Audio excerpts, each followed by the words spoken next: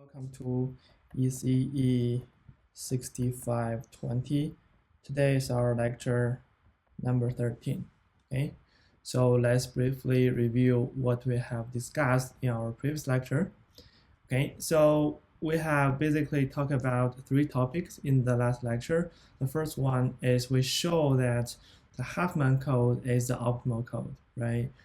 And then we talk about a new code, which is called Shannon-Funnell alias code, right? And lastly, so we revisit some property of the Shannon code, okay? And so here is how can we show that the Huffman code is optimal. So first, we introduce the concept of the canonical code, right? So we say if a code is optimal or is canonical, then we have the code is satisfy the following three properties, right? So the first property is that when pi is bigger than or equal to pj, then the length of p of I is less than or equal to the length of j, right? And the second one is that for the two least probable codes, code word, the length of them will be the same, right? And last property is that there exists such a code such that so the least probable two code words are siblings, right? So if they're not, we can do the some rearranging to make sure that they are siblings, right? So the proof is relatively straightforward, right? So the first property is proved by so-called swapping, right? If that is not the case, we swap them, we can always get a better code, right? And the second property is by trimming, right? So if they are not equal, right? And then basically, so we can always get one, trim one to make a shorter code, okay? And the last one is basically by rearranging, right? If they're not siblings, then we can definitely rearrange it, right, with the same length, okay? All right, and so after that, then we show two procedure. They called Huffman procedure, right? So one procedure is that, so first of all, we denote two PMF, right? One is for M symbols, and the other one is for M-1 symbols, right? And so from P1 to Pm-2, they're all equal, right? But here Pm Pm-1 prime equals to Pm-1 plus Pm, right? So the procedure tells you that how can we go from F prime to F or F to F prime, right? The first procedure is that, so if F prime is optimal, which is the optimal code for this PMF, then what can we do to get optimal code for P is that we expand F prime to F by append 0 to F prime minus 1 to form F minus 1, and append 1 to F prime M minus 1 to form Fm, right? So this is exactly the Huffman procedure, as you can see that, right? So all other code words are the same. And the other way is that assume F now is optimal, meanwhile it's also canonical, right? So given that, we can reduce from F to F prime. Yet this is also the Huffman procedure, right? So what do we do is that, this is exactly the Huffman algorithm, right? So what do we do is that we merge the last two symbols, M-1 and M, and then merge them, and then use the L prime minus 1 equals to L minus 1, right? So in this way, we can basically get another code, right? All the other code words are the same, right? So by this two procedure, we can show that in this case, so F is actually optimal, and in this case, F prime is actually optimal, right? Okay, so based on this, so actually we can prove the Huffman coding is actually optimal, right? And so this means that for any given PMF, then the Huffman code procedure constructs an NFG prefix code with a minimum average length Ln. Okay, and N is code length, F is the encoding function, and G is the decoding function, right? So the proof of that is by basically by induction. Okay, we'll assume that for if n is 1, then so if n is 2, then obviously Huffman code is optimal, and then we can repeat the procedure that we can repeat. SC should be from f prime to the procedure from f prime to f, right? We can repeat this procedure, and then so every step can get optimal code, and then eventually Huffman code would be optimal, right? This is how we show that. Okay, very good. And then we introduce the final, the Shannon final alias codes. Okay, and the ideal code here is that for each symbol that have length n, right? So we're gonna map that to a number within the interval from 0 and 1. Okay, and then so this number is a real number, right? There's no way to represent it by finite length, right? So what we do is that we truncate it using the binary expansion. The length of the truncation would be the ceiling of minus log pi together plus 1, right? I didn't write it here, but I hope you still remember that. And this is really essential, right? Given this length, and we can show that this is a valid prefix code, and also the average length is given by n times the entropy plus 2, right? Compared to Shannon code, which is here is plus 1. So you can see the performance of SFE code is a little bit worse compared to the Shannon code, such that it's a little bit worse than the Huffman code, right?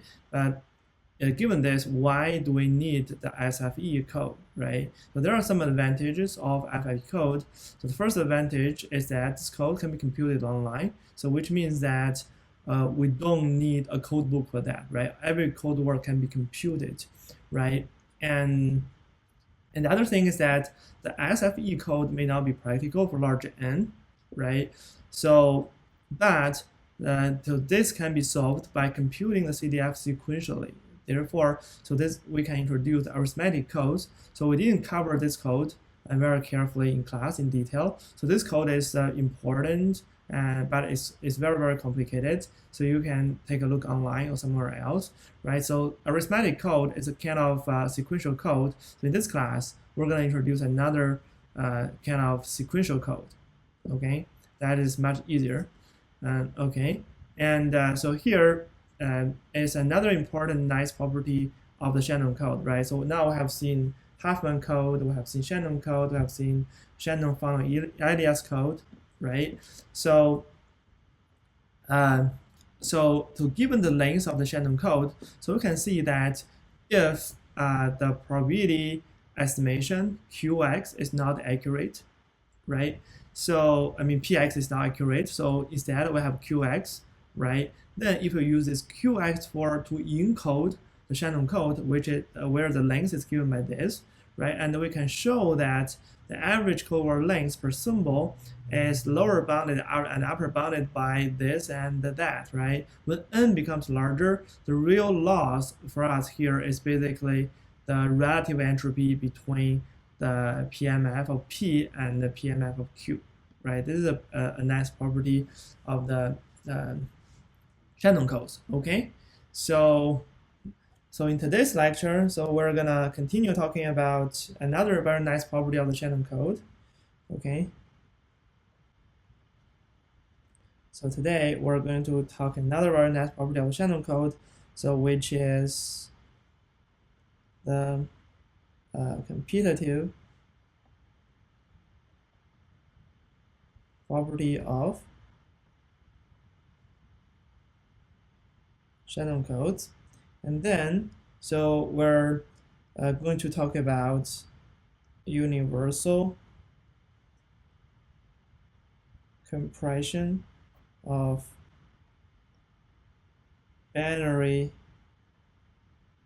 sequences, right? Here, this basically means that, so one important constraint for all of the codes that we talk about so far is the requirement of knowing the PMF, right? So which might not be the case, right? We know for Shannon code, if we use a QX instead of PX, where if the QX is not very far away from the PX, then the loss may not be very significant, right?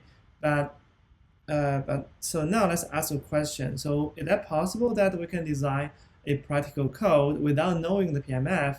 Meanwhile, we have guaranteed performance, right? So this is to answer those kind of questions, okay?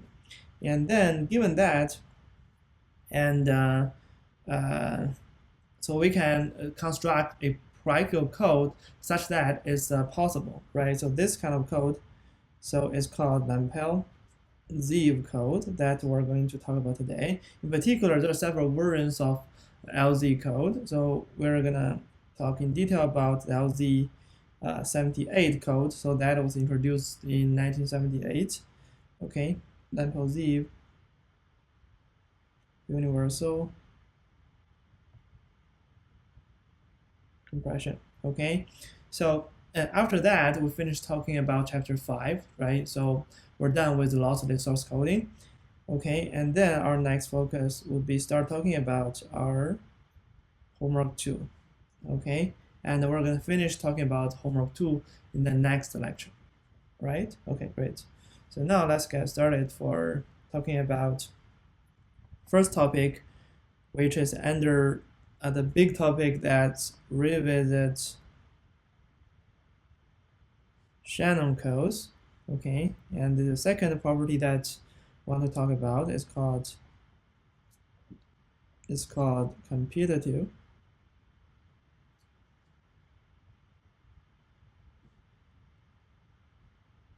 optimality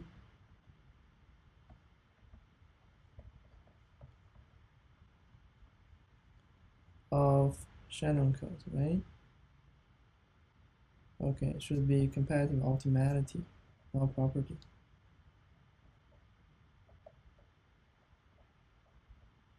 Okay, very good. Okay, so this property basically tells you that we know on average the Shannon code has a pretty good performance, right? But so how about not on average, right? We consider each individual code length, right? So what we want is that we want the average code length to be very good, right? Meanwhile, we also want each individual code word length is also optimal, okay? Or it's it's not far away from the optimal, right? It is possible that we can construct a code such that the average code length might be achieved optimal symptotically, right? But for individual lengths of a code, that could be very far away from optimal, right? So this property basically tells you that for Shannon code, that will happen with relatively small probability, okay?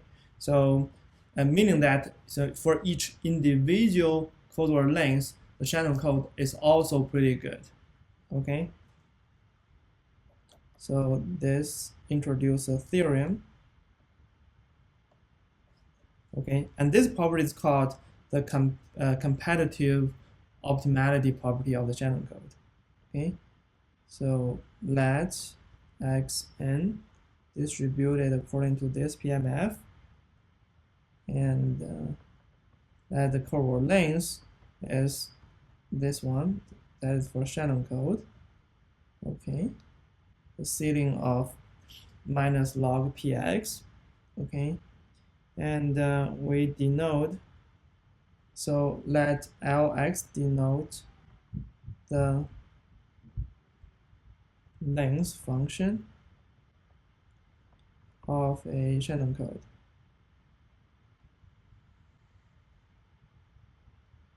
Okay, and now for any other uniquely decodable code with length function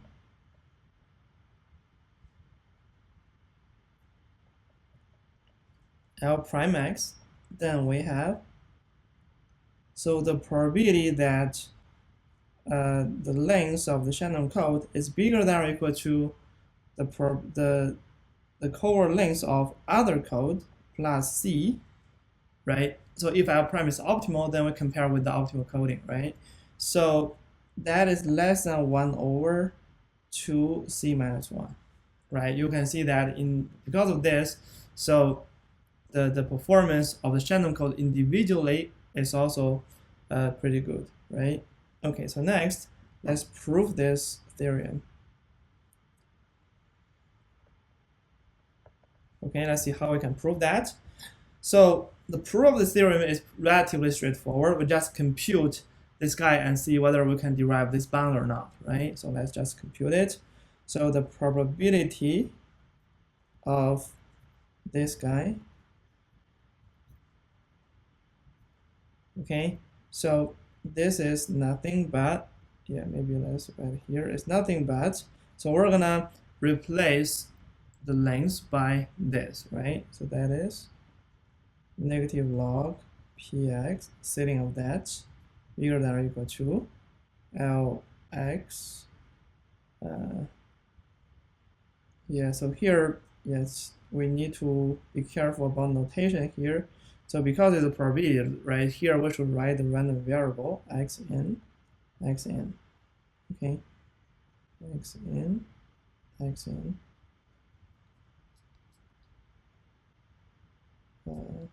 prime, xn plus c, okay. So now we can relax it a little bit, right, because this floor, this ceiling is annoying, right? So what we're gonna do is that, so here, so we want an upper bound here, right? Because here upper bound. So if we have upper bound, so then when we get rid of the ceiling, so what should we have here?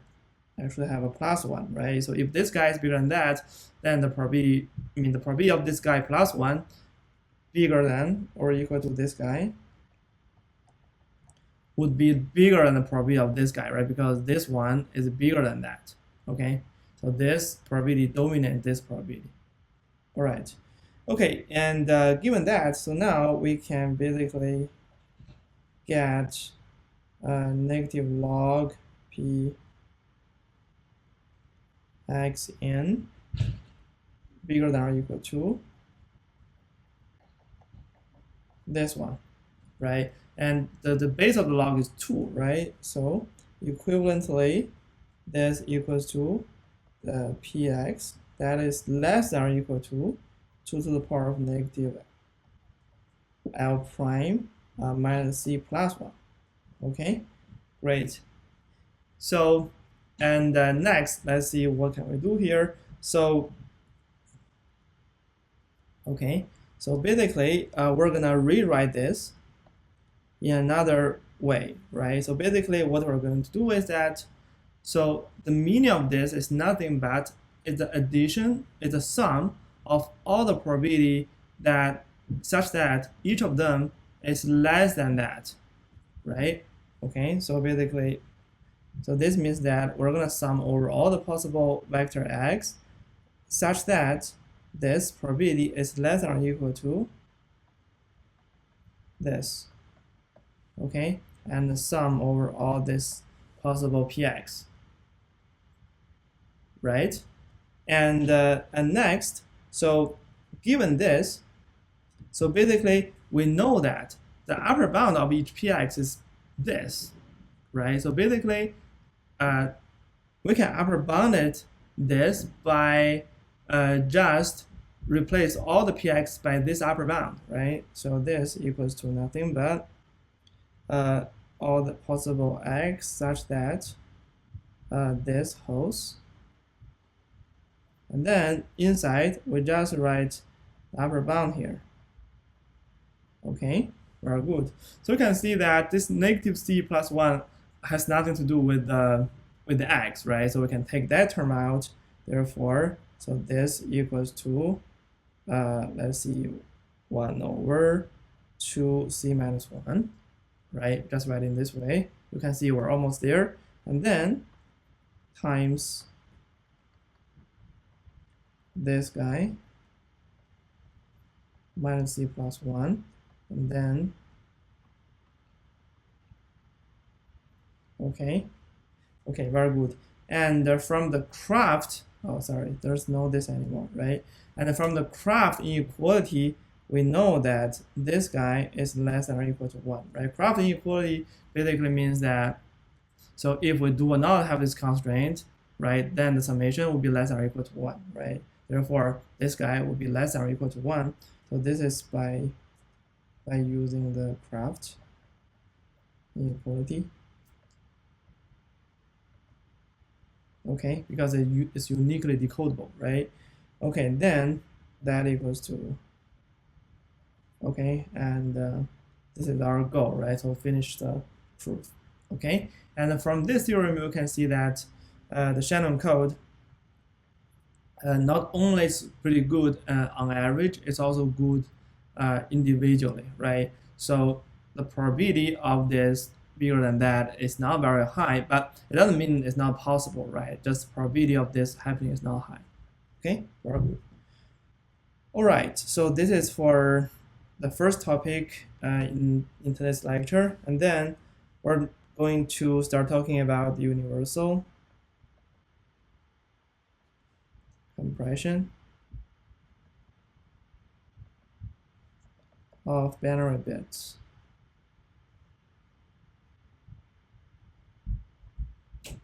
Or binary sequences. Okay, great. So as we mentioned before, the goal we're talking about this is that if we don't know the PMF, right, then what is the best we can do, or how bad that we can do, right? So yeah, let's do some very simple stuff and see what is the loss if we don't know the px, right? So here we're not trying to estimate anything, right? We just do some brute force stuff and see what is the loss. Okay, so let's see what we're going to do here. So we consider. So here we just focus on the binary sequences, right? So all the source symbols are 0 and 1s, right? So we consider an arbitrary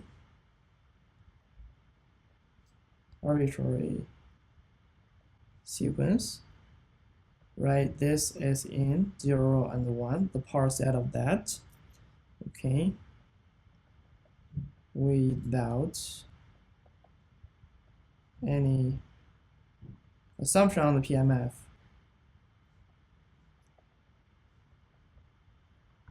Okay, it's arbitrary. Okay, and then let's see how can we design the algorithm, right? So basically, what we're going to design is as follows. So let's see. Now we consider the following universal offline algorithm.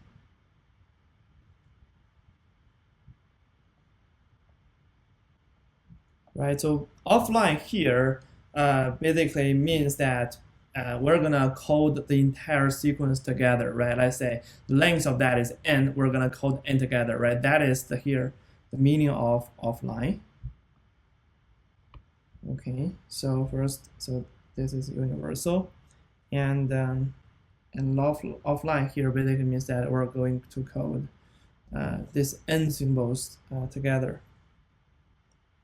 Okay, so now let's see how can we code, right? So what we're going to do is as follows. So we're gonna count the number of ones overall.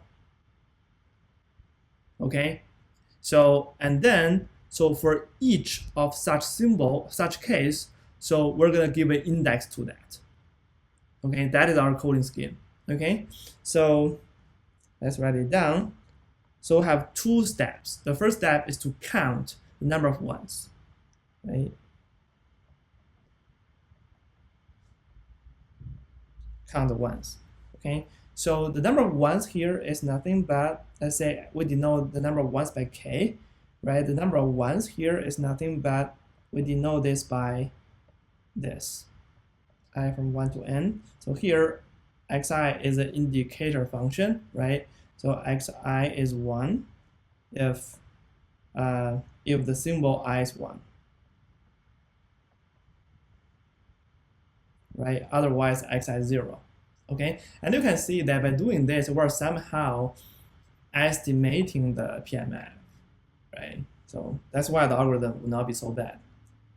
Okay, so this is the first step. So we count number of ones here, right? And so this information will be transmitted, right? You can think now how many bits we need in order to transmit this information, right? The number of ones, okay? So given that, so now we know K, right? So after that, we're gonna give an index for each distinct sequence, okay? So this means that we're gonna give an index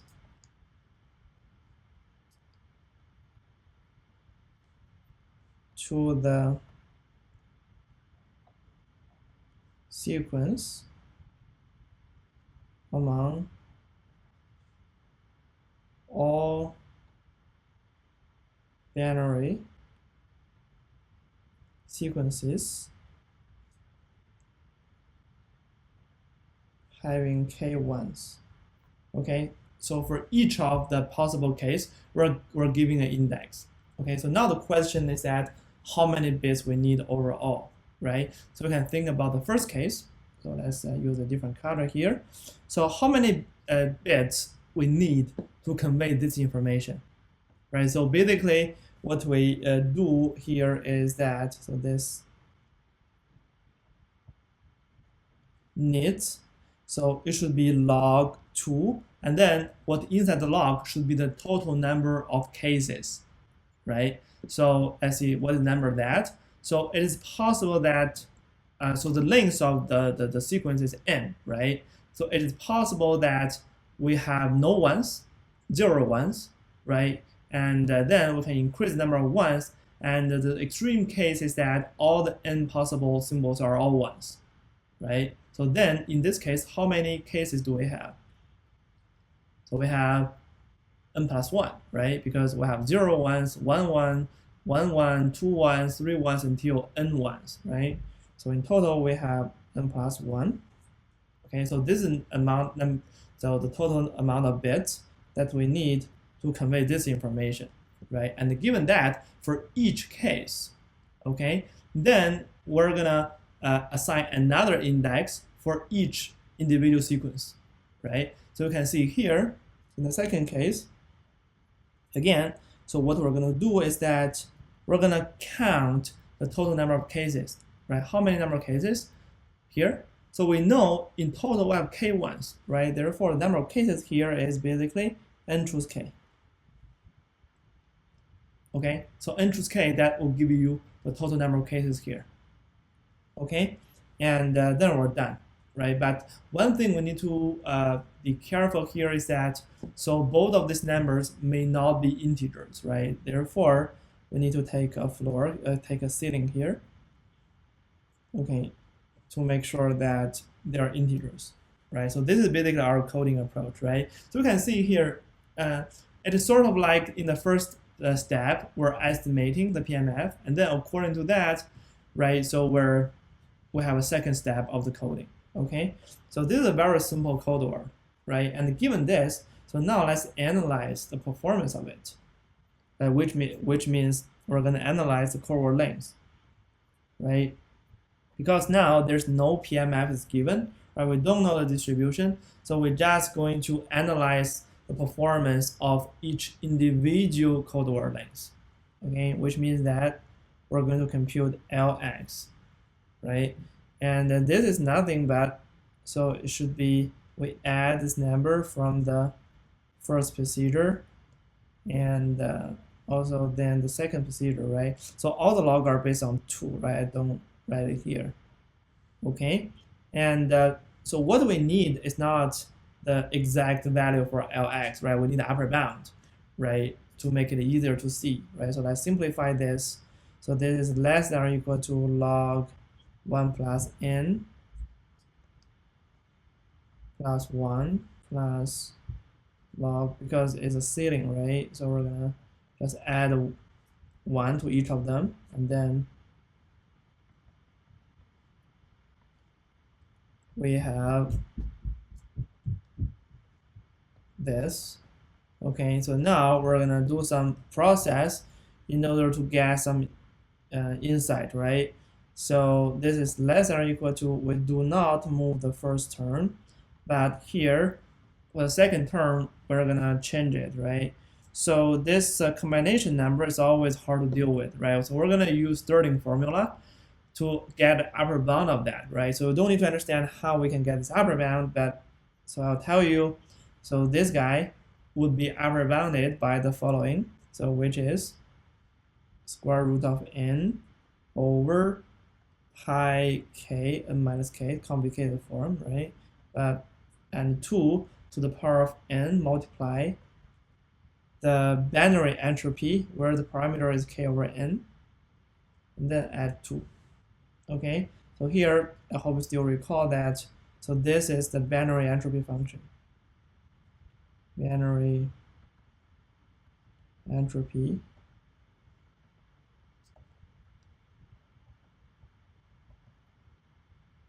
function, right? So this basically means that so h2p equals to negative p log p minus 1 minus p log 1 minus p, right? Of course, log is based on 2, right? And here in this example, I mean in this form, p equals to k over n, right? So that is basically this.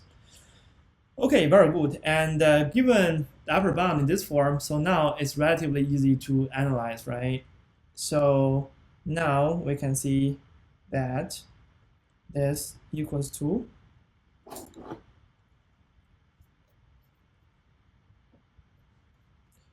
we do not change the first form, and then the second form we're going to separate them, right? Because this is this multiply that, right? So that is log square root of n pi k n minus k, right? And second term is the next term is interesting, right? So log is based on 2, and we have a 2 to the power of this guy, right? Therefore that equals to this, okay? And then plus 2. Okay, so next we're gonna see that this binary entropy term is pretty it's special, right? We're gonna see that. So this should be, when n and k becomes large, it should be very close to the entropy of x. Okay. Then what we're going to do next is that, so we're gonna separate this guy, right? So here we have a square root, right? We can take a half out and then separate the n and the denominator. We get half log n, right? And then we can combine this and that, right? Because this is log, this is also a log, is that this guy multiply the denominator, right? This means that it's a log. On the upstairs we have 1 plus n, and then downstairs is this one. Okay, and then we add a 2 here. Okay, very good. So next we're gonna assume some special relationship between k and n, right? Let's say if n is alpha k, right? So consider the case where n and k can grow linearly, right? So this alpha is a constant. Okay. So to infinity when n and k is large. All right. So in this case, we can see that. So the first term. So when n and k becomes large, so this will become the probability that 1 can happen, right? So this basically means that this becomes the entropy of the random variable x, right? And then we add the second term, okay? And then I see this term and this term, right? This 2 is a constant, right? It doesn't grow.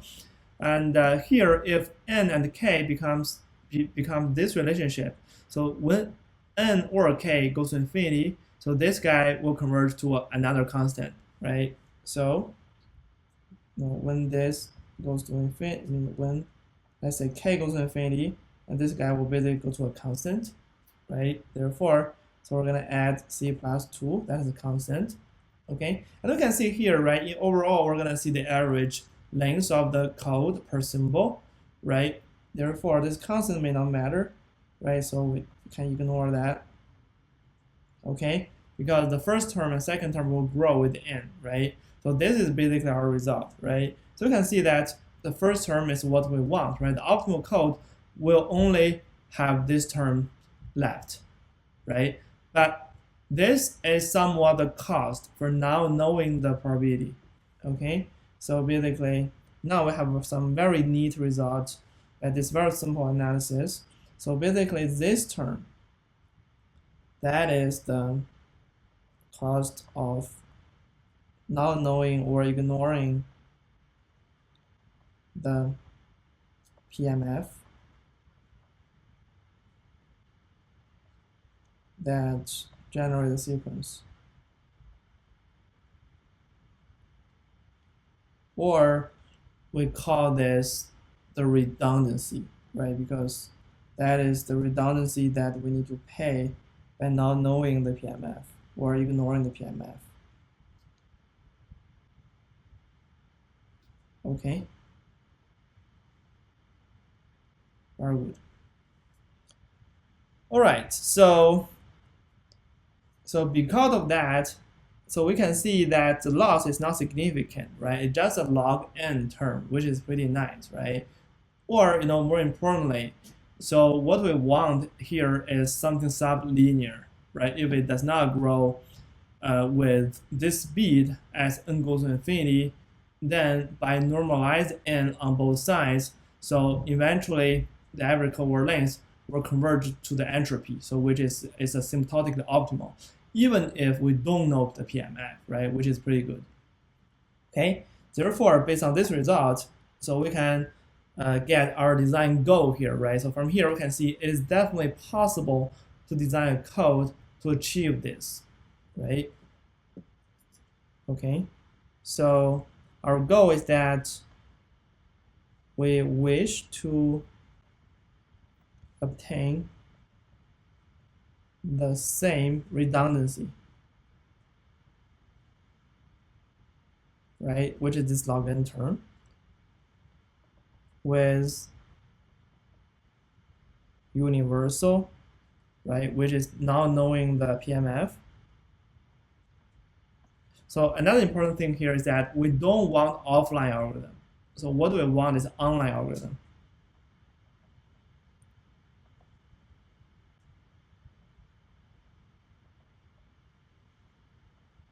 Okay, so here the meaning of the online algorithm is as follows. So this means that an algorithm that processes the sequences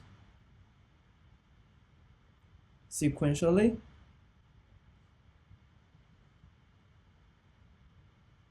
instead of processing them as a block of length n, right? As in our example we just saw, okay?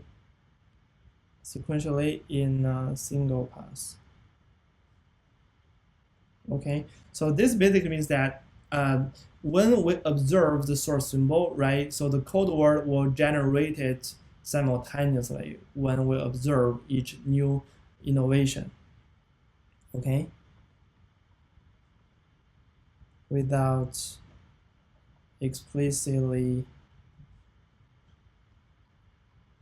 counting the number of ones, right? So in practice, this n can be very large, right? So this is our question, right? And clearly, so given this, now we're going into the fourth category of the sourceless code, right? Do you remember? So for the sourceless code, we introduced four categories. So one is from the fixed length to variable length. Second is from the variable length to fixed length. And then the third one is from the variable length to variable length. And this is we'll code sequentially, right? It's not block code anymore. Okay, great. So next, basically, we're going to introduce this kind of code such that we can achieve the optimal performance, right? So this is called Lampozil. Or so we're going to focus on the LAMP-ZIP code introduced in 1978, right? There's another version in 1977, right? But we're not going to talk about that in detail. Universal compression, okay? So LAMP-ZIP. So as we said, so in 77 and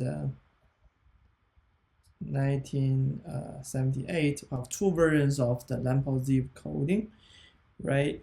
So in each year, we have two fundamental papers. Fundamental.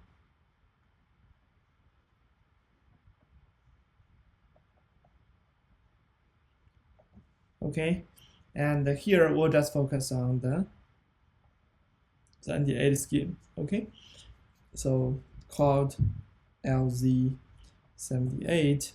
Okay, so now let's introduce the scheme, right? So we consider a sequence of source symbols.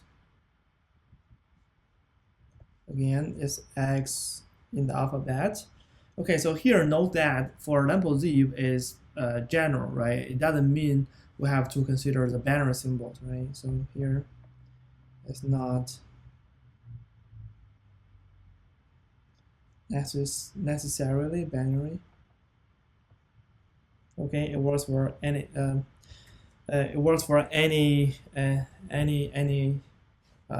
symbols.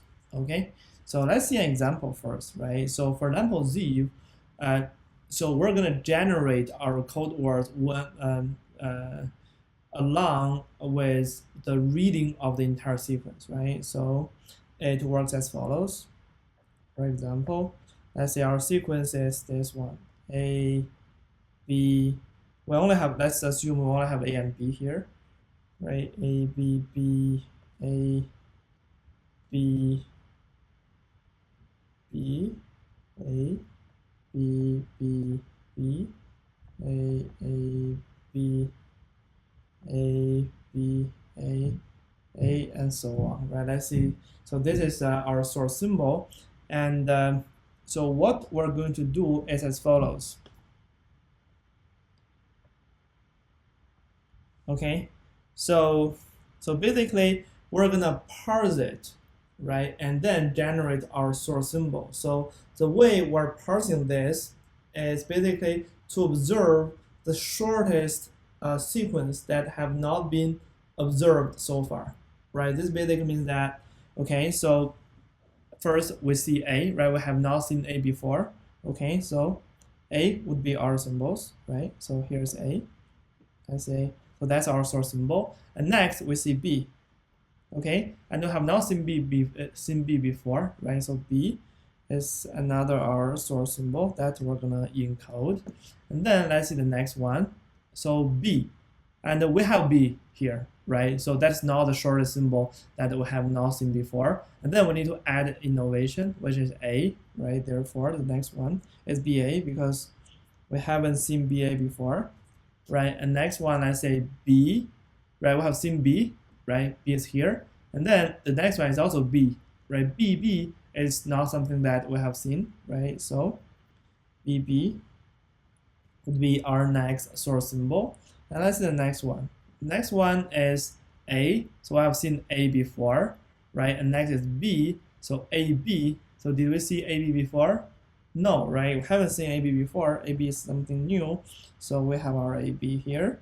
And next one is B, we see B, and next one is also B, BB. So we have BB here, right? So I've seen that. So BB will not be recorded again. Next one is A, right? BBA. So we have not seen BBA before. So BBA is our next symbol. Okay, and now let's see the next one. So we have A, we've seen that before, and B, AB. So we have AB here. So and then we need to add the innovation. That is A, right? ABA is not something that we have seen. So we have ABA here. Okay, and the next one is B. Yes, we've seen B and A. So we have a BA here. But next one is A. So BAA is not something that we have seen. Therefore, next one is BAA.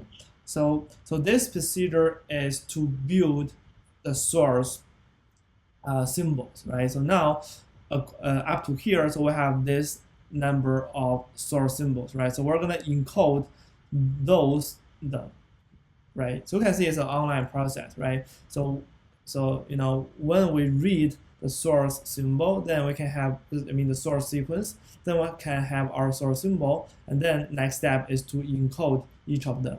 All right. Okay, very good. So now let's see this procedure. So this procedure is called parsing.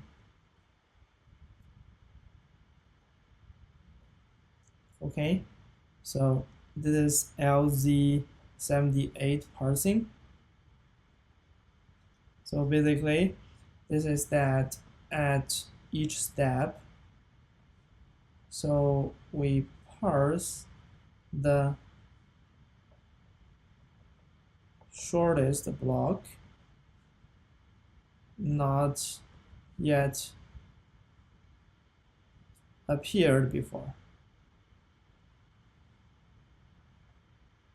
Okay, so this is the procedure of parsing. And next step is encoding, right? The encoding is to encode this code words, right? So let's see how we can do that. The next step is LZ78 encoding. So again, before writing down the general process, so let's go back to the example, right? Right, so we're gonna copy and paste all the source symbols here. So that is A, B, B, A, B, B, A, B, B, B, A, A, B, A, B, A, and so on. Right, so now we're gonna give each of them an index, order them, right? So let's say the first index is 1, 2, and second is 2, and then 3, 4, 5, 6, 7, 8, and so on, right? So the way we're going to do the encoding is that, so we're gonna use the index of the previously appeared symbol plus the innovation that we're gonna add. Okay, so for example, let's say now we have symbol A, right? So that is the appear in the first time, right? There's no the previous index, right? So let's assume they have a previous index of 0, right? Therefore, for this guy, the code word would be 0A, right? So that is something that, so this is basically the code, okay? And B is nothing but 0B, okay? And for BA, it's kind of tricky now, right? Because so BA is B and A, right? And B is something that appeared before, okay? And the index for B is 2, right? Therefore, for the code word of BA is given by 2A, right? Because so this is index of the previously appeared code word, and then we add the innovation here. Okay, and similarly, let's say for BB, again, so B is appeared before, so that is have index of 2, and then the innovation is B. Okay, and next one is AB, right? So AB is, so we have A appeared before and then B, therefore AB would be 1 and B. Okay, and the next one is BBA, right? And BB has appeared before here, so the index of that is 4, right? And then the innovation is A, 4A. And next one is ABA, so AB is appeared here 5, right? And then the innovation is A. And last one for BAA, so we have a BA appeared here 3, right? And the innovation is A. Okay, so and this is basically the encoding process. Okay, so let's write it down. So basically here we assign to each parsed block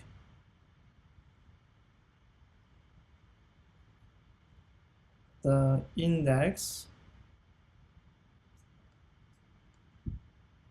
of the prefix previously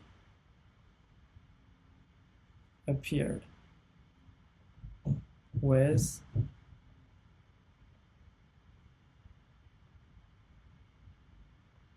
additional new symbol.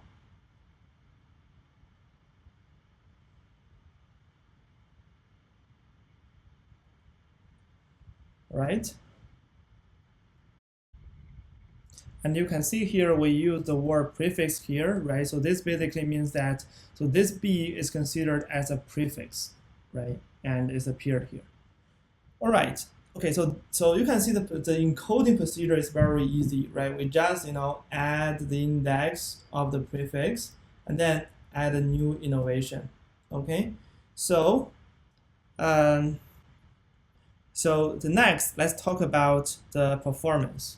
Okay, so it turns out that given this very nice and simple online encoding procedure, so this code is actually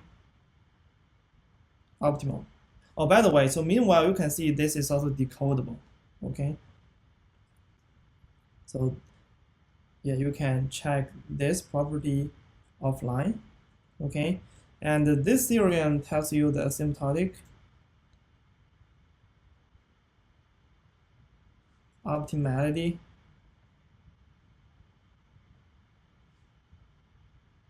of the LZ78 code.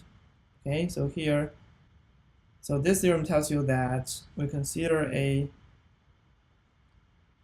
stationary ergodic process. So clearly here, so we're going to talk about the entropy rate, right? And that this is the length of the code, right?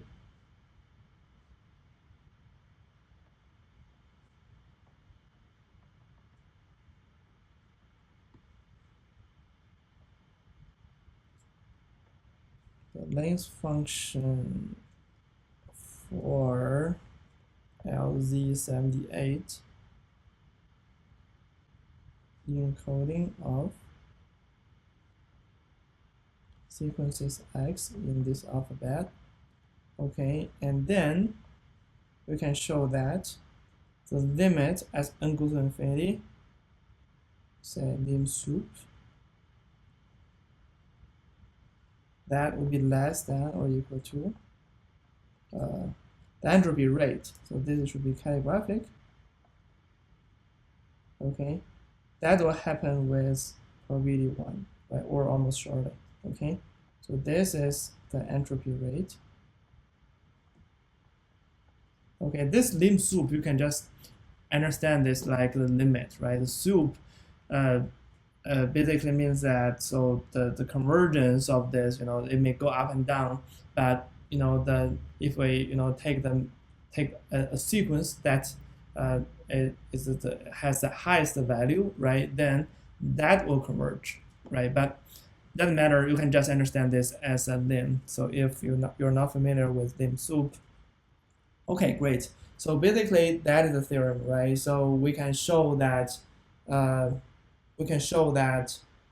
performance of the LZ78 is asymptotic optimal, right? Because the average cohort length will goes to the entropy rate. Okay, very good. And let's see how we can prove it, right? So we're now going to prove this step by step. We're just going to give you the sketch of the proof. Okay, and that will focus on the binary case only. Okay, so in order to prove that, we have 3 steps, right? The first step is to define the parsing. Let's see the first step. The first step is to define the number of blocks overall in the length of n, right? So we let the Cx to denote the total number of lengths of blocks. Let this denote the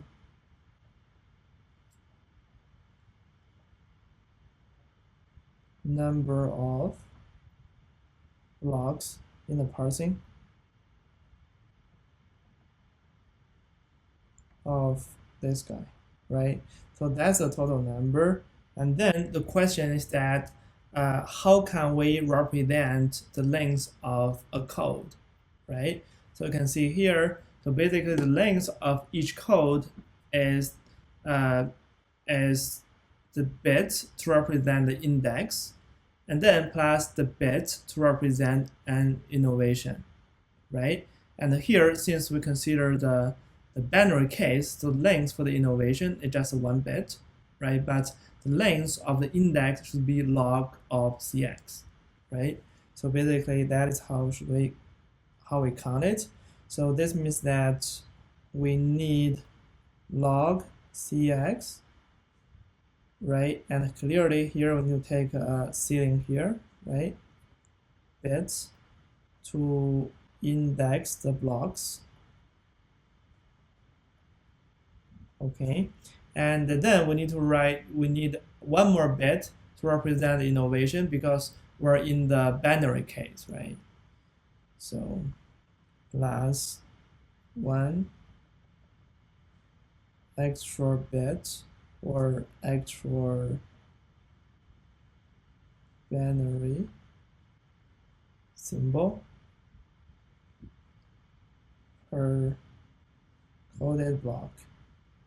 Okay, therefore we can count the length of each code would be equals to nothing but, so for each block, this is the length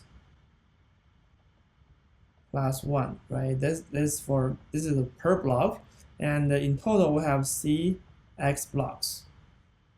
Okay, and then this basically is the length of the code in terms of the number of bits, right? And we can upper bound it, right? As usual, right? Log Cx,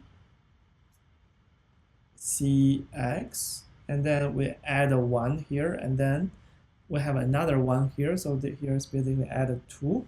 Okay, so now we know the length, right? So the next step is basically to show that for a stationary organic process, then this guy, if we divide it by n, so that will be upper bounded by the entropy rate. Okay, that's the step 3. So step 3 is that we wish to show that for a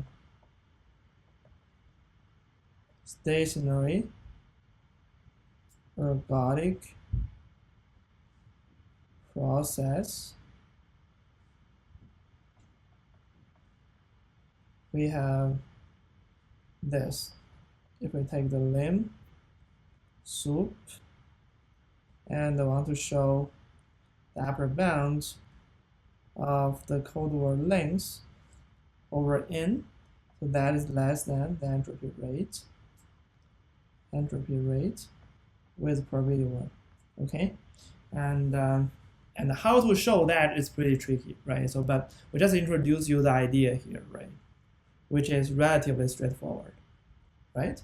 Okay, great. So up to this point, we covered the entire thing for chapter 5, and there are some of the content you may not be able to find in chapter 5, but that is for your own interest.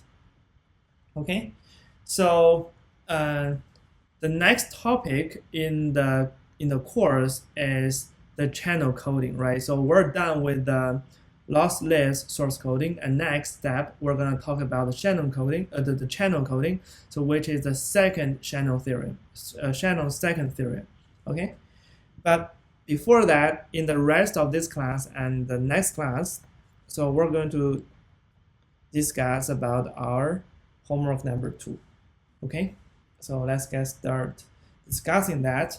So in homework 2, so we cover the problems in chapter 3, 4, and 5, right? Let's take a look at chapter 3 first. So the first problem that we have is the problem 3.2. So this is called AEP and mutual information, right? And in this problem, so we have two random variables, xi and yi, and we assume they're IID, independently distributed, right? And then we form the log likelihood ratio of the hypothesis that x and y are independent versus the hypothesis that x, y are dependent. And so this is given by the limit of that. And so the question is, what is the limit of this formula, right? So basically now, given they're all independent, so the question is to compute the limit of this formula. Okay, this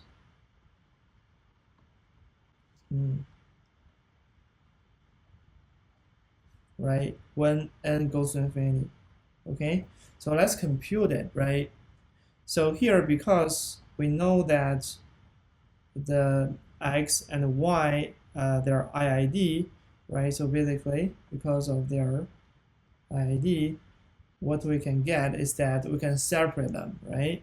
So basically, what we can have is that we can write out this as a product of pxi, pyi, and over pxi and yi, right? This is because they're independent, right? And then,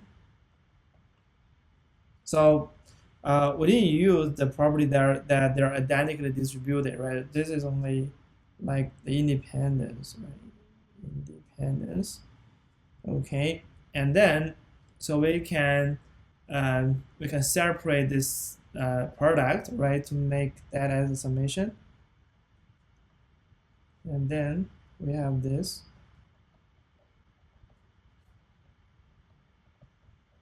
Okay, and given that, right, so next step is that if we let n go to infinity, and by using the property of the weak law of large numbers as we introduced before, and we can see that so this guy will converge to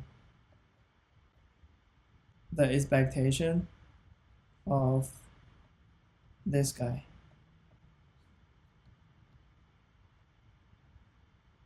right? And clearly the expectation is over pxy, right? And also here we use the property of the identically distributed, right? That's why we can do this. Okay, and clearly, so if we take a negative sign here, or right, if we take a negative sign out, then basically we can get something like this, right? And so this should be something that you're familiar with, right? So that's basically the definition of the mutual information.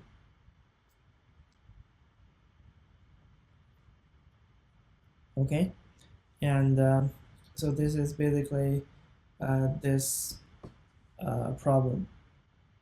Okay, so let's see our next one. The next one is the problem of 3.9. So in this problem, so what we have is that we can have a sequence of random variable and their IID, and yeah, and then we have the PMF for this sequence, and we know that so if we compute this as n goes to infinity, and then it will converge to the entropy improbability, and then so now we introduce another PMF that is denoted by Q, right? And because that all the x's, they're independent, then the PMF can be written by this form.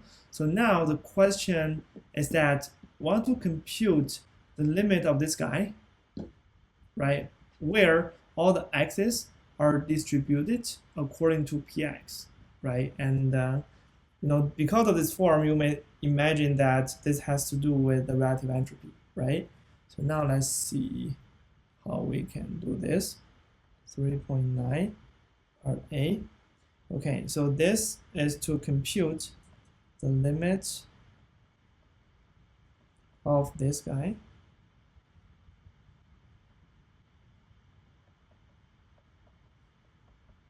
Okay, so the procedure is the same as before, right? Because of the independence, then we can write this as a summation of log qxi, right? So this is independence, right? And then because of the, they're identically distributed, and by using weak law of large numbers, then we can write this as the expectation of negative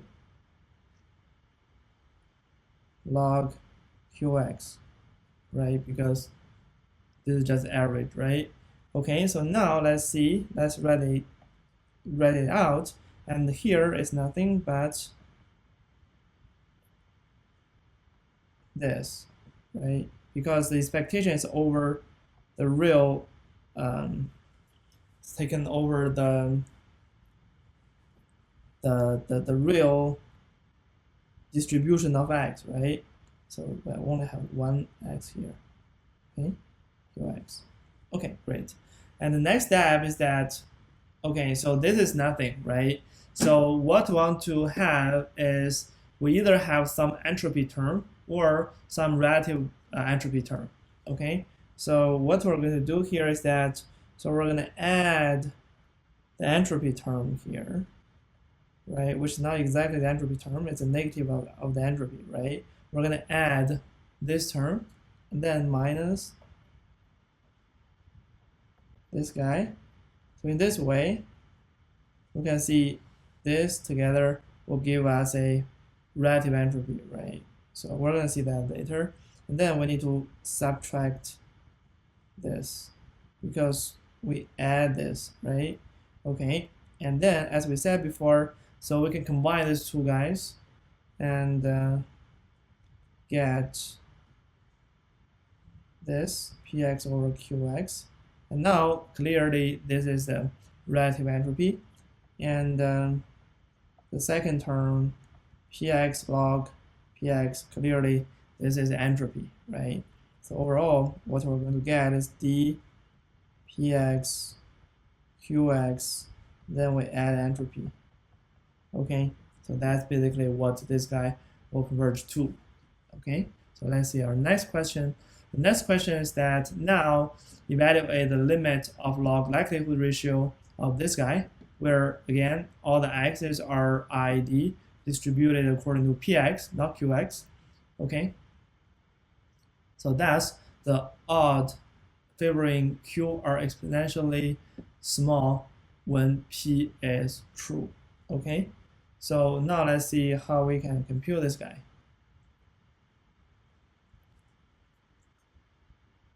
Okay, so this is nothing but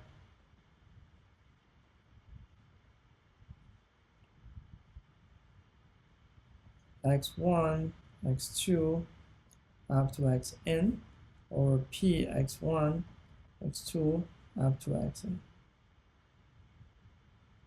Okay, and again, so the procedure is identical as before because they are independent. So we can write this as a summation qxi pxi, oh there's a log,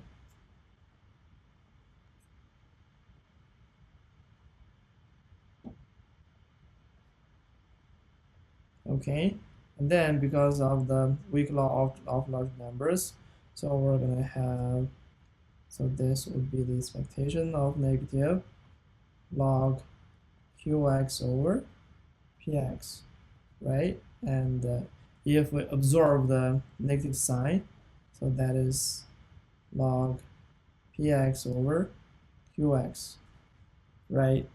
And so this is nothing but the definition of the relative entropy, right? Okay, and then we're done with this problem. Next, let's talk about next problem, so which is chapter 4. Okay, so first problem is problem 4.1.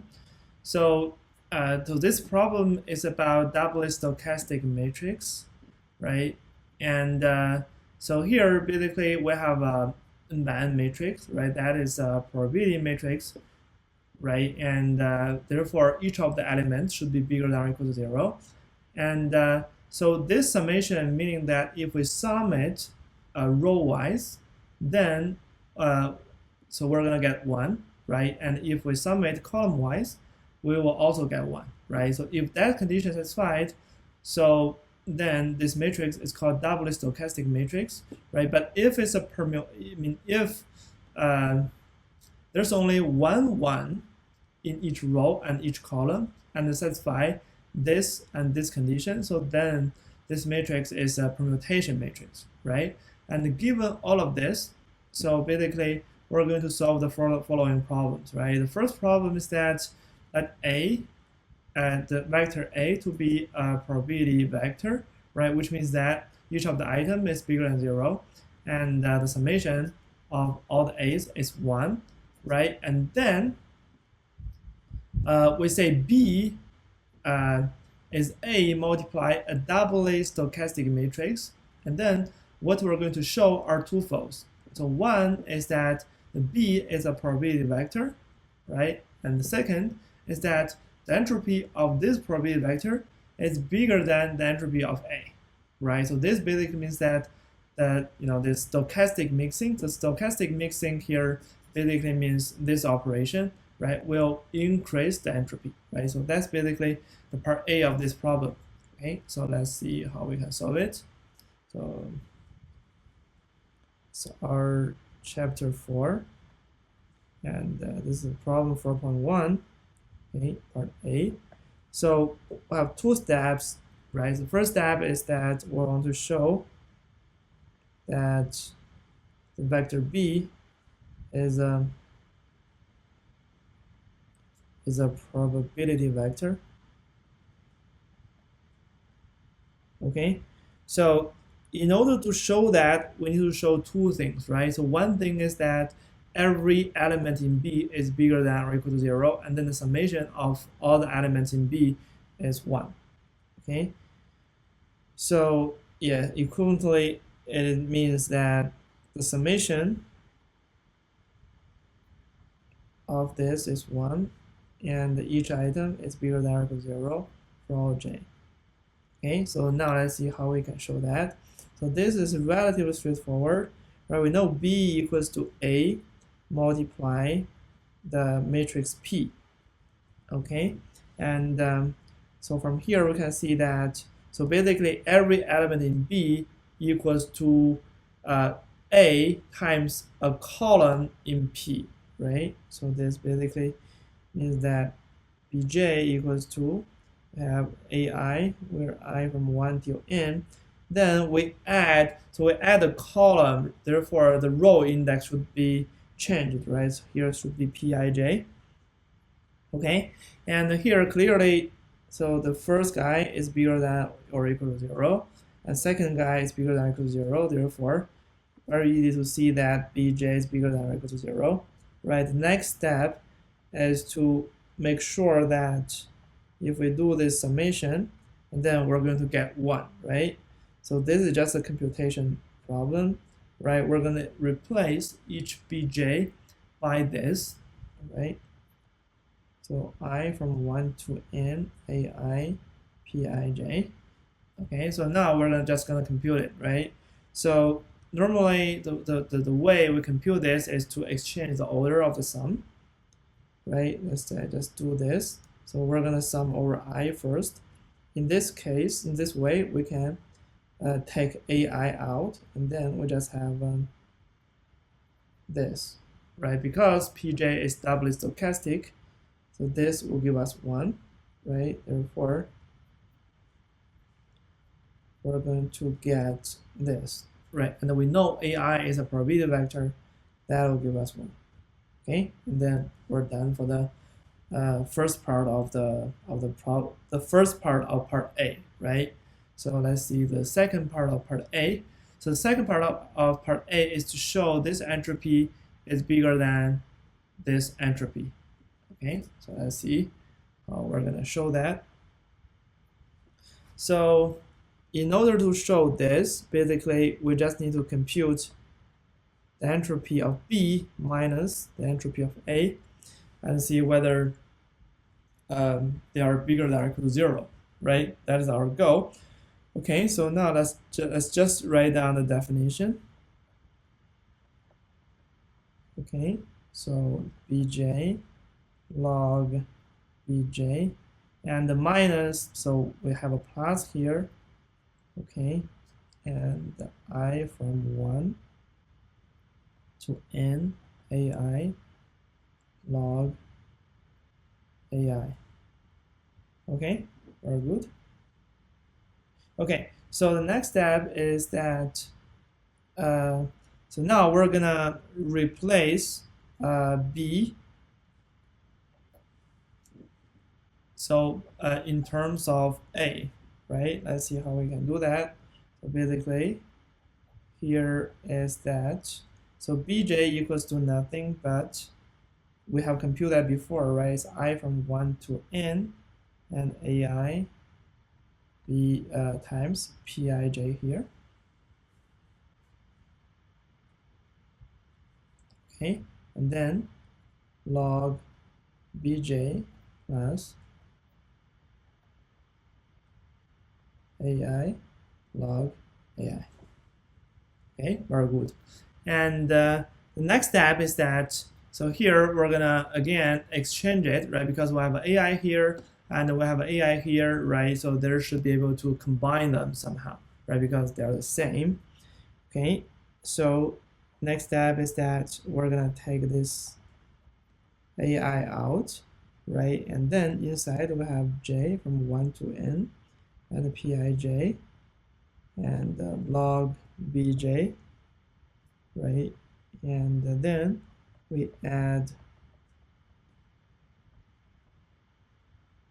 right? So the notation of the index doesn't matter, right? So I use the I here, I use the I here to make they look similar, but it doesn't matter, right? Because for, we just add from A1 to AN here, also from A1 to AN, right? This A and this A, can be combined, right?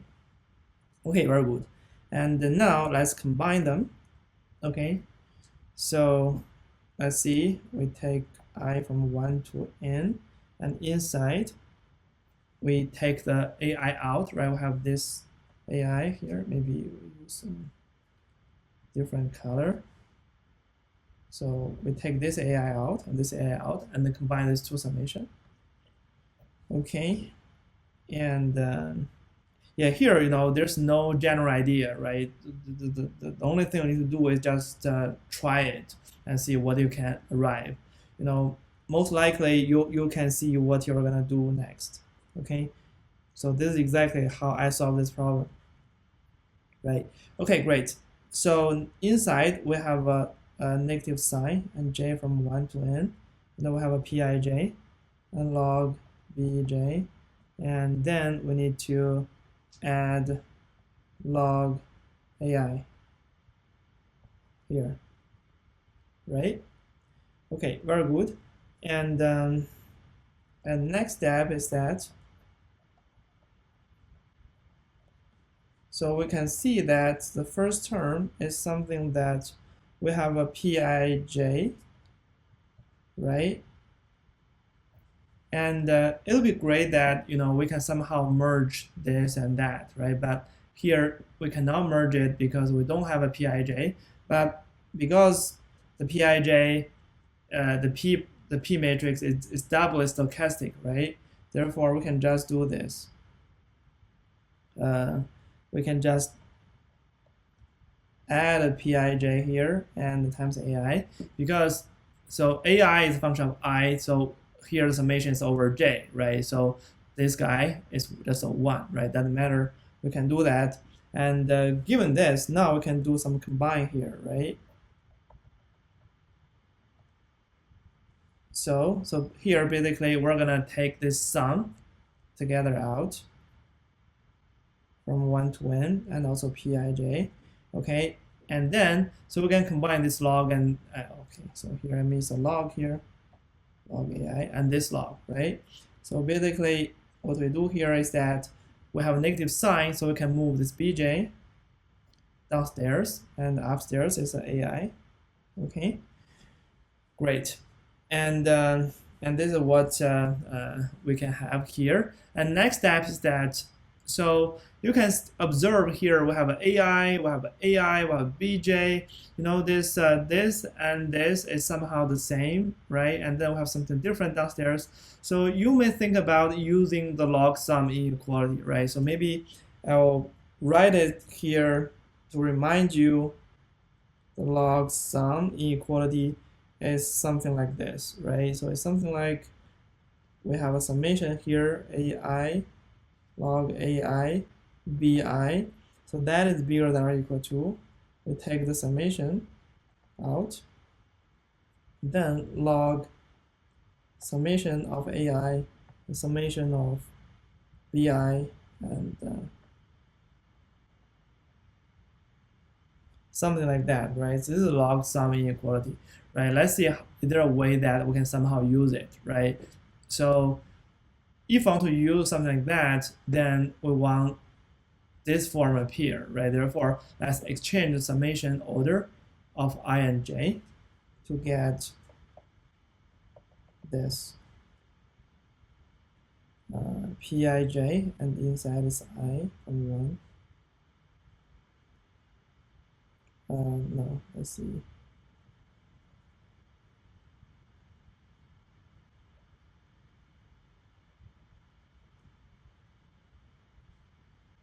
AI log AI bj. Okay, so now we can see here the sum is basically a double sum, right? Sum over I and sum over j, right? Therefore,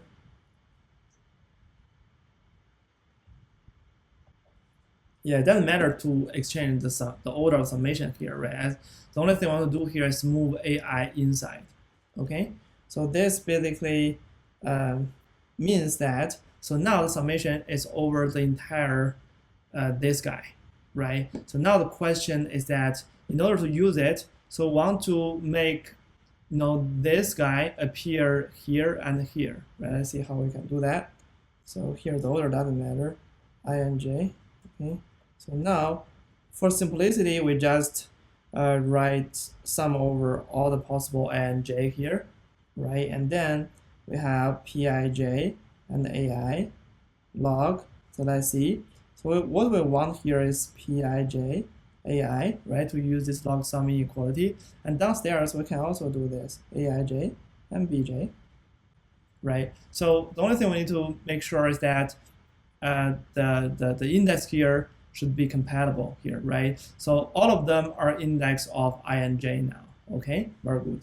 And now, so given this, so it is in the exact form of the log sum, right? So next step is just to use the log sum, and then we can have a lower bound for that.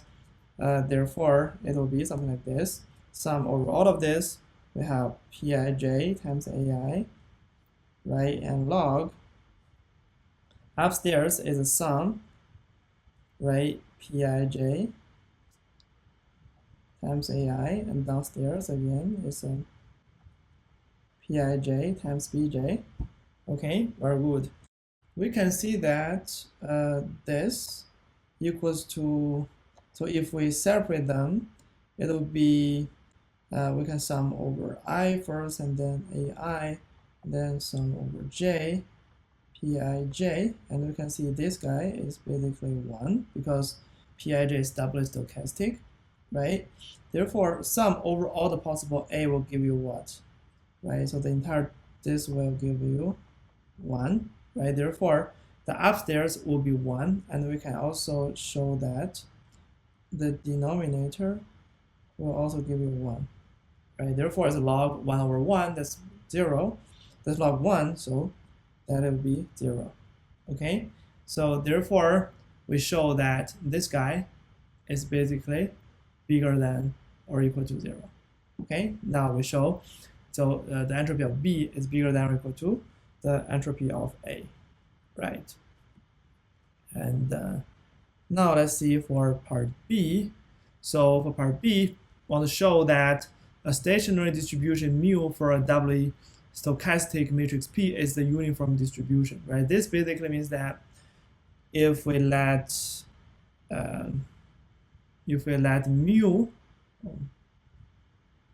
where is it? If we let mu to be a uniform distribution like 1 over n, and so on, and then only to show that this is also a stationary distribution, right? So which means that if we take mu j and then compute it in this way, right? 1 to n mu I pij, right? So this is basically how we can compute the stationary distribution, right? So our goal is to show that this is also 1 over n, then we're done, right? So we just compute it, yeah, because we know for all the mu I is 1 over n, right? And then pij. So we take out this, right? And we know this is 1 because P is doubly stochastic. Then we can show that this is n, 1 over n, right? Therefore, so we show that the stationary distribution, one of the stationary distribution could be a uniform distribution, right? And now let's see part C. So for part C, conversely, prove that if the stationary distribution, if the uniform distribution is a stationary distribution for Markov transition probability P, then P is doubly stochastic, right? So now we know this P is a Markov transition probability, right? Therefore, it basically means that if we sum over all the rows, so it'll be 1 already. So this means that we just need to show another direction, right? If we sum over the columns, then it'll be also 1. Then we can show that it's a doubly stochastic. Okay, so it's pretty straightforward. Now we say if mu j is 1 over n, and then we can get, let's say, mu j. So that equals to, again, we have the same thing, mu I pij, right? And that equals to mu I is 1 over n and pij, and that equals to, of course, we take this 1 over n out, right? Same as before. Okay, very good. And we know that mu j is also 1 over n, right? And you can see if we compare these two guys, so we can conclude that this guy has to be 1, right? Okay, and so this is a sum over all the possible, a sum over column, right? Or sum over rows, right? And because it's a transition probability, right? It's P is let's see, Markov transition probability matrix, right? Then it basically means that Pj from 1 to n, so this has to be 1. Okay, and this is by definition, right? Okay, therefore, together with this, so we can get P is doubly stochastic. Okay, and then we're done with this problem. All right, so from the next lecture, so in the next lecture, we're gonna continue talking about the homework 2 and finish it. Okay, so please let me know if you have any questions or comments. Please stay safe and healthy. So I'll see you next time. Bye.